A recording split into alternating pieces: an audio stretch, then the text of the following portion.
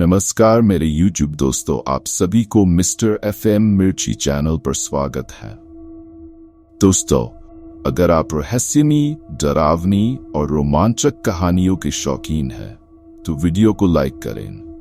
अगर आप पहली बार हमारे चैनल पर आए हैं, तो हमारे चैनल को सब्सक्राइब कर लीजिए। इससे आपकी और हमारी नजदीकियां बढ़ जाएंगी और आगे आने वाली वीडियो आप तक आसानी से पहुंच जाएगी।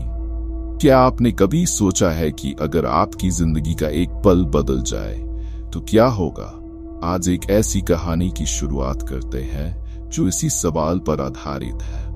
मैं आप सभी को यकीन दिलाता हूं कि ये कहानी सुनने में आपको बहुत ही मजा आने वाला है और साथ ही में डर का भी अनुभव होने वाला है। चलिए कहानी की शुरुआत करते हैं।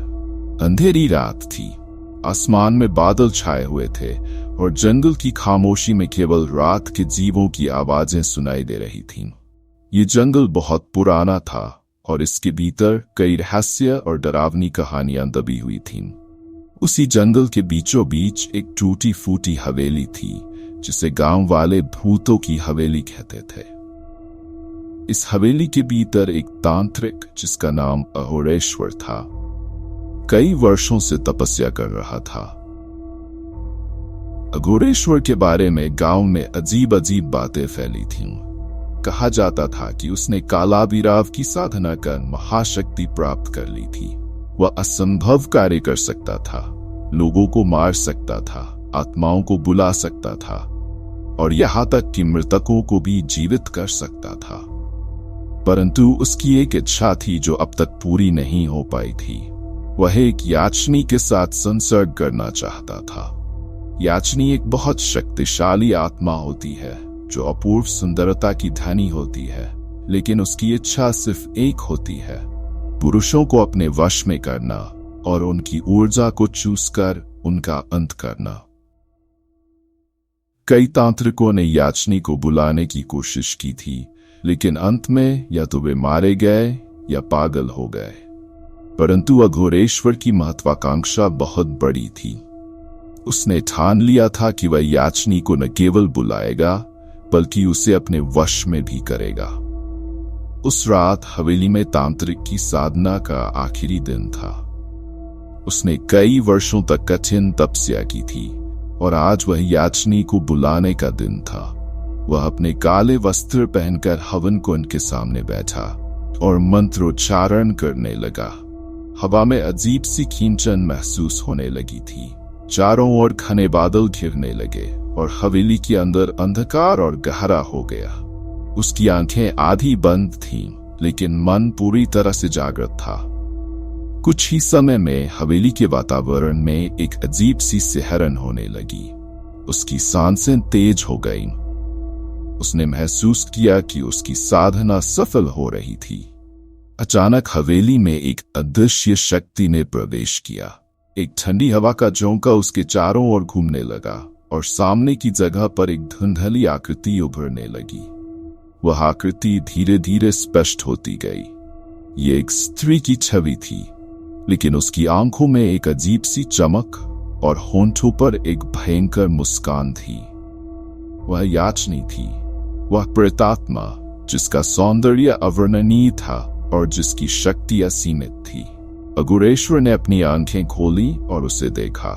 उसकी सांसें रुक सी गई। वह स्त्री इतनी खूबसूरत थी कि उसने एक पल के लिए तांत्रिक को मोहित कर दिया। उसकी त्वचा सफेद थी, जैसे चांदनी में नहाई हुई हो। उसकी काली आंखों में एक भयानक चमक थी और उसके लंबे काले बाल हवाओं में लहराते हुए अघोरेश्वर के चारों ओर घूम रहे थे। याचनी मुस्कुराई और उसकी आवाज पूरे कमरे में गूंज उठी। क्यों बुलाया है मुझे? क्या तुम्हें नहीं पता कि मेरे साथ संबंध बनाकर तुम अपनी आत्मा खो दोगे? अघोरेश्वर ने आत्मविश्वास से कहा, मैंने तुझे बुलाया है क्योंकि मैं तुझसे कुछ चाहता हूं। मैं जानता हूं कि तेरी शक्ति अमर है और मैं उसे हासिल करना चाहता हूं। मैं तुझे अपने वश में कर लूंगा। याचनी ने ठाका लगाया। उसकी हंसी सुनकर हवेली की दीवारें तक कांप गईं। तुझे लगता है कि तू मुझे वश में कर सकता है? कितने ही तांत्रिक आए और मारे गए, लेकिन तुझे कुछ खास लगता है। आओ, अगर तुम मुझसे प्यार करना चाहते हो तो आगे बढ़ो, लेकिन याद रखना, एक बार जब तुमने मुझे छू लिया, तुम्हारी आत्मा मेरी हो जाएगी। अघोरेश्वर ने उसके शब्दों को नजरअंदाज कर दिया। वह अपनी कामना से अंधा हो चुका था। उसने अपने तप का सारा बल याचनी को वश में करने में लगा दिया था। उसने मंत्रों का उच्चारण करना शुरू किया और उसके सामने याचनी की ओर बढ़ने लगा। याचनी ने अपनी आंखों से एक तेज चमक निकाली, जिससे अघोरेश्वर की आंखों में जलन होने लगी, लेकिन उसने हार नहीं मानी। वह धीरे धीरे याचनी के करीब पहुंचा और उसे स्पर्श करने ही वाला था कि अचानक उसे महसूस हुआ कि उसकी सारी शक्ति उसे छोड़ रही है। याचनी ने अपनी हंसी को फिर से हवा में घोल दिया। तूने सोचा कि तुझ में मुझे वश में करने की ताकत है? अब देख तुझे क्या मिलता है। उसने अपनी ठंडी उंगलियां अघोरेश्वर की गर्दन पर रखीं और उसकी उंगलियों से एक अजीब सी ठंडक उसके शरीर में फैलने लगी। अघोरेश्वर ने देखा कि उसका शरीर धीरे धीरे निष्क्रिय हो रहा था। उसके हाथ पैर जवाब देने लगे थे। उसकी सांसें भारी होने लगी। नहीं, ये नहीं हो सकता, वह बुदबुदाया, पर याचनी की पकड़ इतनी मजबूत थी कि वह कुछ कर नहीं सका। उसकी आंखों के सामने अंधेरा छाने लगा। याचनी ने धीरे से कहा, अब तेरी आत्मा मेरी है। तूने जो चाहा वो पाया, पर इसकी कीमत चुकानी होगी। उसके होंठों पर एक भयंकर मुस्कान थी और उसकी आंखों में जीत की चमक थी।